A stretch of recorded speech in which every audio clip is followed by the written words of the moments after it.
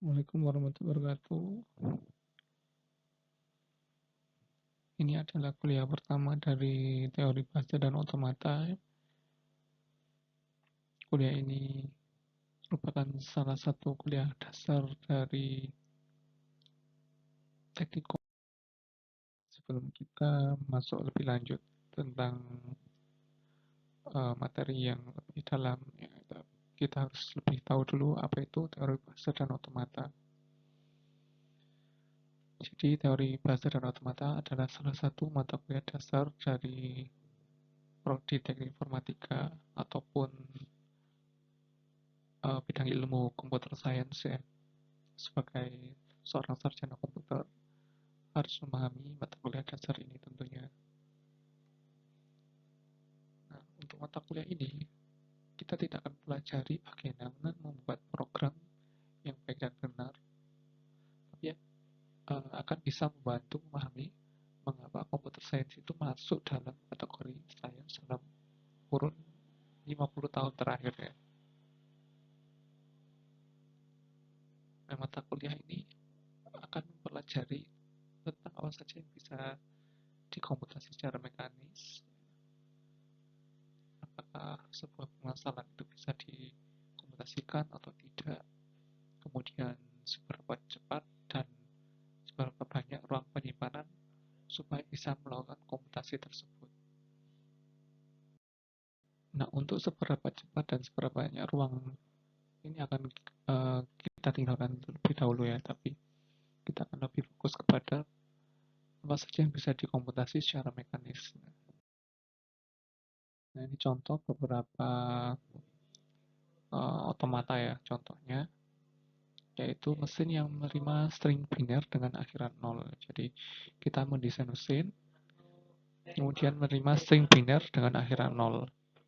Contohnya di sini ada string 11100 ya, karena berakhiran 0 berarti stringnya itu diterima ya, diterima. Nah, kalau yang di sini ada string 11011 karena akhirnya 1 berarti tidak diterima oleh mesin tersebut. Contoh yang kedua, ada mesin yang menerima semua kode valid dari kode C++.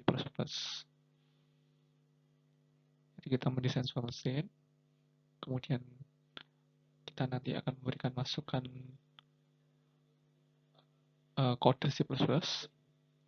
Nah, kode C++ ini kan nanti akan dikonversi menjadi file biner ya. Dari file biner itu akan dicek, diverifikasi gitu ya, apakah valid atau tidak invalid. Nah, sebenarnya ini adalah contoh dari kerja sebuah compiler.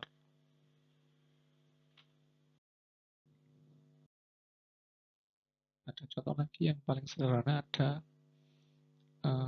mesin yang paling sederhana yaitu switch yang digunakan untuk menyalakan dan mematikan entah itu lampu atau sebuah perangkat ya.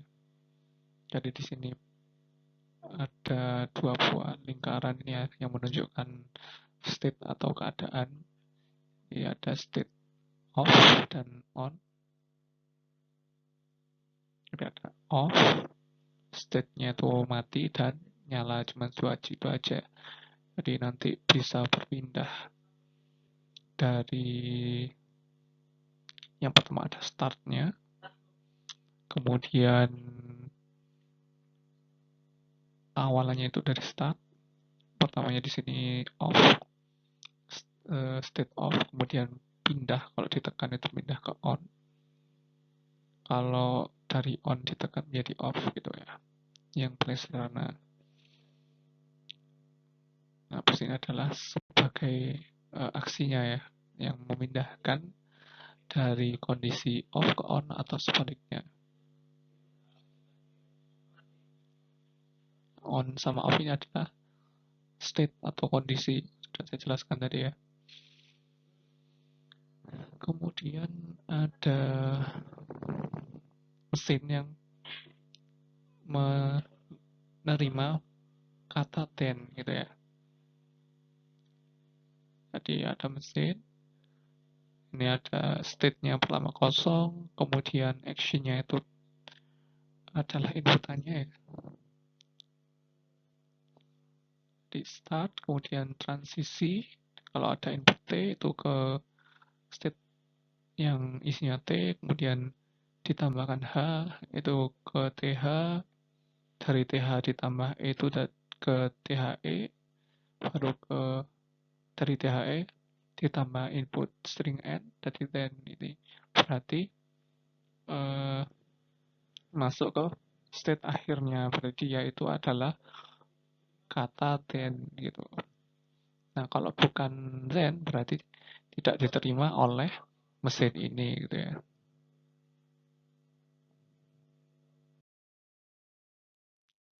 Nah, secara sederhananya kita akan mempelajari atau mendesain sebuah mesin ya atau sistem.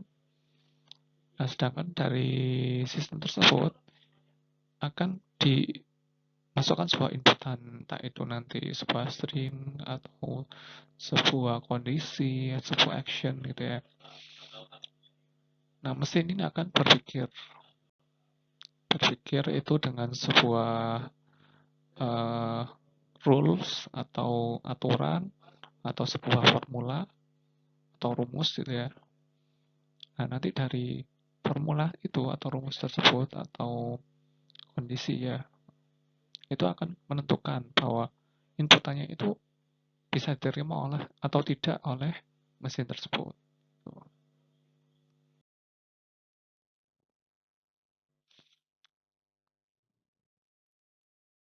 Sekarang kita akan melihat layer atau lapisan-lapisan dari mata kuliah ini ya, yang akan kita pelajari dari yang paling sederhana pada yang paling kompleks. Jadi mesin-mesin yang akan kita pelajari atau model-modelnya itu dari sederhana ke kompleks. Yang paling sederhana ini ada tipe 3 ya. Ini adalah kategori yang diusulkan oleh Chomsky ya, atau dikenal dengan hierarki Chomsky. Adalah salah satu ilmuwan yang mengusulkan pengkategorian mesin ini ya, atau pengkategorian grammar di sini. Yang paling sederhana itu adalah finite state automata atau disingkat FSI. Itu adalah tipe 3 yang menerima inputan bahasa reguler. FSM ini merupakan model yang paling sederhana yang dari otomata dan memiliki memori yang terbatas. Nah, kemudian yang lebih kompleks lagi ada pushdown automata. Pushdown automata ini menerima inputan yaitu context-free language. Jadi lebih kompleks dari FSA. Jadi language di sini bukan sebuah bahasa pemrograman ya. Kalau kalian anggap language itu adalah bahasa kan ya, bahasa pemrograman itu bukan. Tapi language ini adalah sebuah set atau kumpulan dari string. Nah, ini akan kita bahas di pertemuan selanjutnya. Kemudian ada di atasnya, layer selanjutnya yang lebih kompleks lagi, itu ada linear bounded automata. Inputnya itu context-sensitive language, atau dikenal dengan tipe 1, dan di atasnya yang lebih kompleks lagi ada mesin Turing. Inputannya yaitu recursively enumerable language. Nah, di luar itu yang masuk ke permasalahan yang undecidable. Jadi, sebuah bahasa itu tidak bisa dikategorikan atau tidak bisa diselesaikan oleh mesin secara mekanis, tidak terdefinisi grammarnya atau aturannya. Gitu. Jadi batas dari mesin yang ada di dunia saat ini yaitu dimodelkan dengan model dari mesin Turing yang diusulkan oleh salah satu ilmuwan yaitu namanya Pak Alan Turing ya.